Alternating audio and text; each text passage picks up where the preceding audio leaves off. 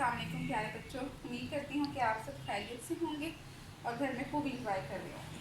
अच्छा, खेल कूद के साथ साथ आप लोगों ने अपनी पढ़ाई भी जारी रखनी है, इसलिए मैं आप लोगों को मैथ को यानी कि आपकी हिसाब की किताब को आसान करना सिखाऊंगी। अच्छा जी, 9th क्लास आप लोगों के लिए, साइंस वाले बच्चों के लिए जो आज हमने कॉन्सेप्ट पढ़ना है ये बिल्कुल नया है। इसको आपने पहले कभी भी जो है वो किसी भी क्लास में नहीं पढ़ा होगा, ठीक है। तो आपने इस लेक्चर को गौर से सुनना है और गौर से समझना है। अगर फिर भी कोई बात आप लोगों को समझ ना आए तो आप लोगों ने मुझे कमेंट बॉक्स में बताना है कि आप लोगों को क्या मुश्किल पेश आई। चले आज का लेक्चर स्टार्ट करते हैं। चैप्टर नंबर 1 का हमारा जो पहला टॉपिक है वो है कालब। कालब के बारे में आप लोगों ने पढ़ना है यानी कि मैट्रिसेस, ठीक है। ये आउटलाइन है जो आज हमने पढ़नी है। सबसे पहले मैं आप लोगों को कालमों के बारे में बताती हूँ कि कालब होते क्या हैं, ठीक है।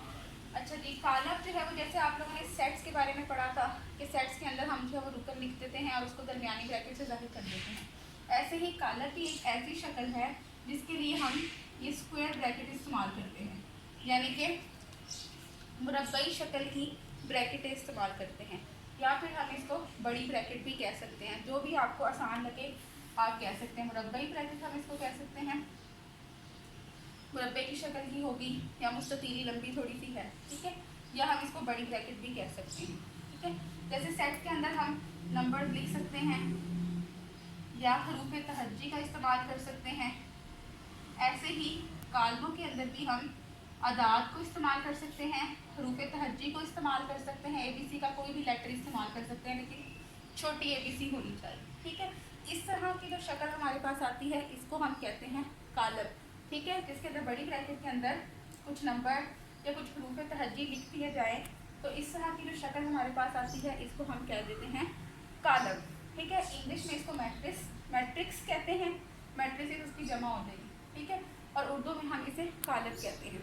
ये लेक्चर जो मैं शूट करवा रही हूँ ज़्यादातर उर्दू मीडियम बच्चों के लिए है, इसलिए मेरा फोकस उर्दू बोलने पर ज़्यादा होगा, ठीक है। अच्छा जी, ये हमने जो है वो कालब बना ली है। जैसे सेट्स को जाहिर करने के लिए हम बड़ी ABC का इस्तेमाल करते हैं, ऐसे ही हमने कालमों को जब नाम देने हों तो हम बड़े अल्फ़ाबेट्स का इस्तेमाल करेंगे, ठीक है। ये दो हमारे पास जो है वो कालब आ गए। क्लियर है कालब क्या होते हैं।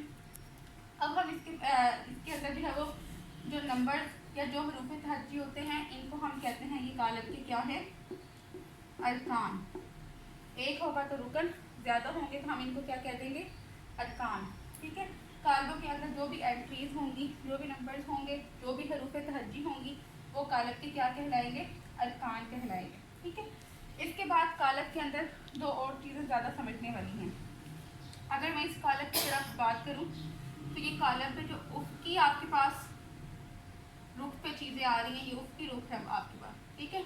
इस तरह की जो लाइन में शक्लें आ रही हैं, जो चीज़ें आई हैं, इनको हम कहेंगे ये कालब की क्या है,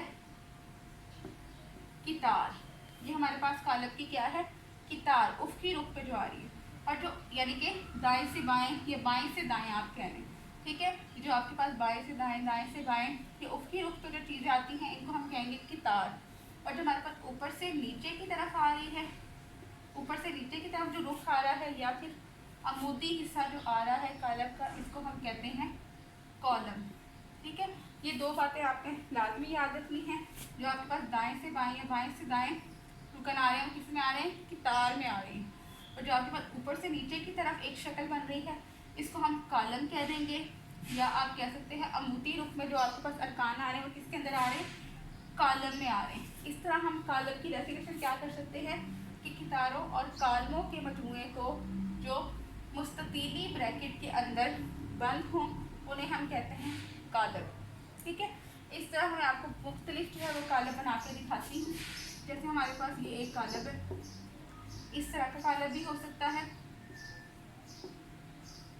इस तरह का कालब भी हो सकता है। अच्छा जी, सेट्स में तो जब भी हम सेट्स पर आते हैं तो हम अरकान को कोमे की मदद से सेपरेट करते हैं, कोमे की मदद से अलहदा करते हैं। इसमें हमने कोमात नहीं लगाने, उनको अलहदा नहीं करना बल्कि गैप रखना है। गैप से खुद ही पता चल जाएगा कि इस तरह से इनके दरमियान में गैप है, ये एक ही नंबर नहीं है बल्कि ये गैप के साथ है, तो ये एक अलग रुकन है, ये अलग रुकन है, ठीक है। जब इसके अंदर गैप नहीं होगा फिर ये, जैसे अगर मैंने ये लिख दिया तो ये इसके अंदर गैप नहीं है, ये हमें पता चल रहा है सिर्फ एक ही रुकन है 17, ठीक है। गैप आपने लाजमी रखना है, कोई कोमा, कोई डैश, कोई फुल स्टॉप से इनको अलग नहीं करना, ठीक है। ये आपके पास हो गया कालबों का तारुफ, ठीक है। कालब आप लोगों को समझ आ गए, कालब क्या होते हैं? कितारों और कालबों से मिलकर जो शक्ल आपके पास बनेगी, जिसको हम मुस्ततीली ब्रैकेट से अलग कर देंगे, उसको हम कालब कह देंगे। और कालब मुख्तलिफ शक्ल की हो सकते हैं, हम आगे पढ़ेंगे कि इस तरह के कालब, इस तरह के कालब, इस तरह के कालब को हम क्या कहते हैं, ठीक है। अब हम चलते हैं कालबों के मर्तबे की तरफ, ठीक है, जो आपकी एक्सरसाइज पहले एक्सरसाइज का क्वेश्चन भी है। अब कालबों का मर्तबा क्या होता है, ठीक है। किसी भी कालब का मर्तबा हमने कैसे मालूम करना है? आपको कितारों के बारे में, कितारें और कालमों के बारे में पता है अगर, तो आप कालब का मर्तबा मालूम कर सकते हैं। कालब का जो मर्तबा है ये हमें क्या बताता है कि किसी भी कालब के अंदर कितनी कितारें हैं और कितने कॉलम्स हैं, ठीक है। किसी भी कालब के अंदर कितने कितारें हैं और कितने कॉलम्स हैं, ये हमें कालब का मर्तबा बताएगा। जैसे हमारे पास ये एक कालब है, जैसे मैंने पहले भी लिखा था, ये है। इसके अंदर जो है वो हम देख लेते हैं कि इसके अंदर हमारे पास नंबर ऑफ रोज या कितारों की तादाद कितनी है। आपके पास एक ये, कितारों को इंग्लिश में हम रोज कहते हैं, ठीक है। तो कितार को हम R से जाहिर कर लेंगे और कॉलम को C से जाहिर करते हैं, ठीक है। एक ये कितार है और एक ये कितार है, ठीक है। इसी तरह से अगर हम ऊपर से नीचे चलें तो इस कालब के अंदर कितने कॉलम्स हैं? कॉलम 1 और कॉलम 2, 2 कितारें और 2 कॉलम, ठीक है। जब हमने मर्तबे की बात करनी है तो मर्तबे में हम लिखते हैं कितारों की तादाद मल्टीप्लाई बाय, मल्टीप्लाई नहीं करते इसको, हम सिर्फ क्रॉस का निशान ही रहने देंगे, और कालमों की तादाद, ठीक है। किसी भी कालम का मर्तबा अगर हमने मालूम करना है तो उसके अंदर रोज और कॉलम कितने हैं वो हमने लिखने हैं। सबसे पहले रोज आती है, फिर कॉलम्स आते हैं, आपने तरतीब याद रखनी है, ठीक है। तो इसके अंदर कितने रोज हैं? 2 रोज हैं और 2 ही कॉलम्स हैं, ठीक है। ये इसका आपके पास मर्तबा हो जाएगा, जो भी इसका नाम है, कालब A का मर्तबा, कालब B का मर्तबा, जो भी आप। इसके अलावा इसका एक और तरीका भी है, हम इसको इस तरह भी लिख सकते हैं, R by column, number of रोज या कितारों की तादाद बाय कॉलम्स की तादाद। क्रॉस की जगह हम इसको बाय से भी चेंज कर सकते हैं, 2/2, ठीक है। ये आपके पास 2/2 का कॉलम है, ठीक है। समझ आ गया आपको कालब का मर्तबा हमने कैसे मालूम करना है। मैं आप लोगों को एक और क्वेश्चन के साथ जो है वो एक्सप्लेन करती हूँ, ठीक है। कालब का मर्तबा हमने कैसे मालूम करना है। अगर हमारे पास कोई कालब है C, ठीक है, इसके अंदर हमारे पास 0 1 2, ये हमारे पास एक कालब है, ठीक है। तो अब हमने इसका मर्तबा मालूम करना है, मर्तबा कालब C का मर्तबा, ठीक है। वो हम कैसे मालूम करेंगे? इसके अंदर हमने देखना है कितनी रोज हैं और कितने कॉलम्स हैं, ठीक है। 1 रो, 2 रो और 3 रो। और अगर हम बात करें कॉलम कितने हैं, सिर्फ और सिर्फ एक कॉलम है इसके अंदर, ठीक है। तो इसका हमारे पास मर्तबा क्या बन जाएगा? 3 × 1, या फिर हम इसको और कैसे लिख सकते हैं, 3/1, ठीक है। ये हमारे पास इस तरह इसका मर्तबा आ गया, ठीक है। अगर आप कहें ये आपके पास एक कालम है, इसका मर्तबा क्या होगा? हमारे पास एक ही कॉलम है, एक ही रो है, ठीक है। तो 1 रो बाय 1 कॉलम, ये इसका मर्तबा होगा, ठीक है। क्लियर है? आपको अगर क्वेश्चन इस तरह से भी आ सकते हैं MCQs में कि आपको मर्तबा दिया हो और कहें कि इसका कॉलम बना के दिखा, इसका कॉलम की शक्ल बना के दिखाएं, ठीक है। जैसे आपको मर्तबा दिया हुआ है 3 × 2, कहते हैं ये आपके पास मर्तबा है, इसका कॉलम बना के दिखाएं, ठीक है। तो इसका कॉलम हमने कैसे बनाना है? 3 क्या होती है? ये पहली चीज़ क्या होती है? कितारों की तादाद। दूसरी चीज़ क्या होती है हमारे पास? कॉलम्स की तादाद, ठीक है। तो ऐसा कॉलम बनाना है जिसके अंदर कितनी रोज हो? 3 रोज हो, ठीक है। ये हमारे पास हो गया। और कॉलम कितने होने चाहिए, 1 2, ठीक है। 3 रोज हमने बनानी है, ये 2 रोज होगी और ये 3 रो होगी। ये हमारे पास एक कॉलम बन गया। अब देखते हैं 1 2 3, ठीक है। 1 2 और ये रहा 3 रोज है। और कॉलम इसके पास कितने हैं, 2 इसके पास कॉलम। इस तरह 3/2 का हमारे पास ये कॉलम बन गया। आपको दोनों तरह से मर्तबे की समझ आ गई। कोई कॉलम दिया हो तो उसका मर्तबा कैसे निकाला जा सकता है, और मर्तबा दिया हो तो हम कॉलम कैसे बना सकते हैं, ठीक है। अब आसान से हमने जो है वो कुछ कॉलमों की शक्लें पढ़नी है या कॉलम की इकसाम पढ़नी है, ठीक है। कि कॉलम किस किस तरह के हो सकते हैं। जो आप मैंने पहले सबसे पहले मुख्तलिफ शक्लें बनाई हैं आपको, किसी में 1 रुकन नजर आ रहा है, किसी में 2, तो वो कैसे है। सबसे पहले हमारे पास आ जाएगा मुरब्बई कॉलम, ठीक है। मुरब्बई कॉलम कैसा कॉलम होता है जिसमें सितारों की तादाद और कॉलम्स की तादाद बराबर होती है। ऐसा कॉलम जिसके अंदर कितारों की तादाद और कॉलमों की तादाद बराबर हो तो वो आपके पास मुरब्बई कॉलम होगा। इसको मुरब्बई कॉलम क्यों कहते हैं, क्योंकि इसकी शक्ल जो है वो मुरब्बे की तरह बन जाती है, ठीक है। जितनी इसकी लंबाई है उतनी ही इसकी चौड़ाई। अगर हम इसको मिला दें तो ये आपके पास एक मुरब्बा ही बन जाएगा, ठीक है।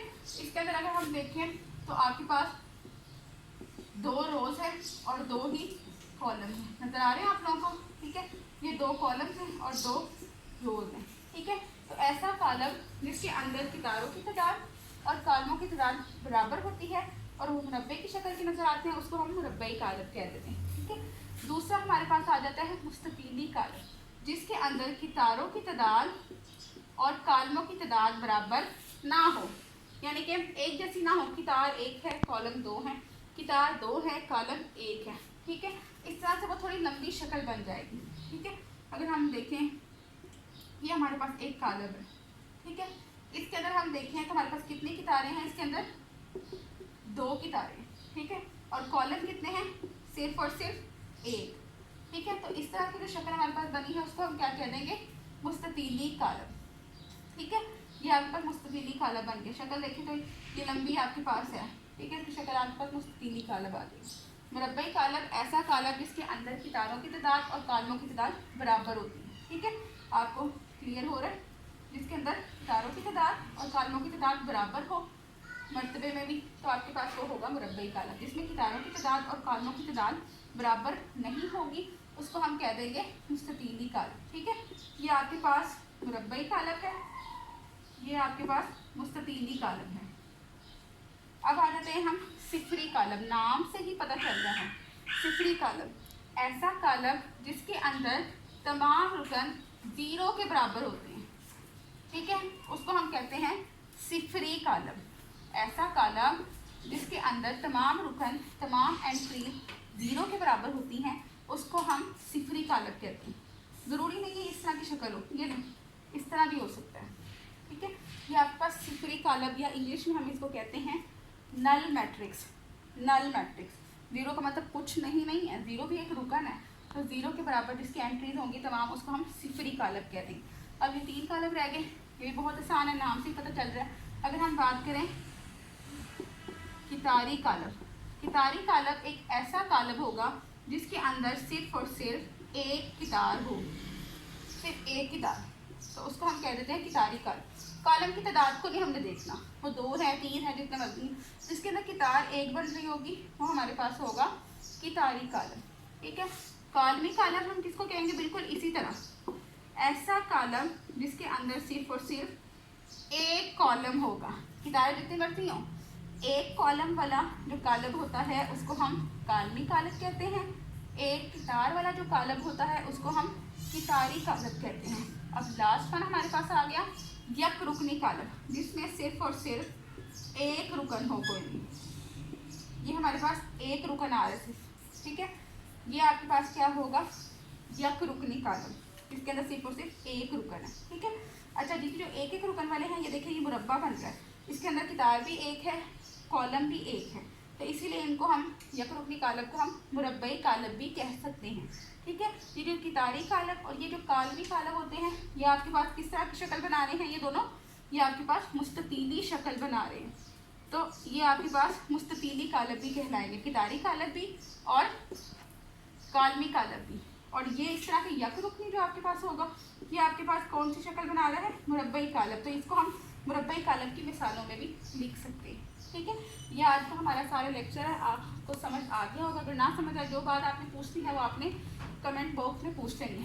कालब क्या होते हैं, कितारों और कालमों को जब हम बड़ी ब्रैकेट के अंदर बंद कर देते हैं, उस तरह की जो शक्ल हमारे पास बनती है उसको कालब कहते हैं। उनको बड़े हरूफ तहज्जी से आपने जाहिर करना है, उनका नाम देना है।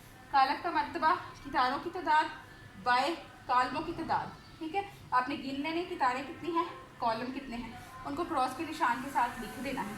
ठीक है, जैसे कि आपके पास है तो 2/2 का कालम हो गया या 2 क्रॉस 2 का कालम। ठीक है, मुरब्बई कालम जिसमें कितारों की तादाद और कालमों की तादाद बराबर होती है वो आपके पास मुरब्बई कालम कहलाता है। जिसमें ये तादाद बराबर नहीं होती वो मुस्ततीली कालम कहलाता है। जिसमें एक कितार होगी कितारी कालम, जिसमें एक कॉलम होगा मुस्ततीली कालम, और जिसमें एक रुकन होगा वो आपका यक रुकनी कालम कहलाएगा। जिसमें तमाम रुकन 0 के बराबर होंगे वो आपके पास सिफरी कालम कहलाएगी। अभी हमने ये थोड़ी सी इकसाम पढ़ी कालम की, इंशाल्लाह नेक्स्ट लेक्चर में हम मज़ीद और इकसाम भी पढ़ेंगे। ठीक है, आप लोगों ने ये अच्छे से जो है वो सारा समझना है। ठीक है, और वीडियो को लाइक भी करना है और सब्सक्राइब भी करना है। ठीक है, ओके बच्चों, अल्लाह हाफ़िज़।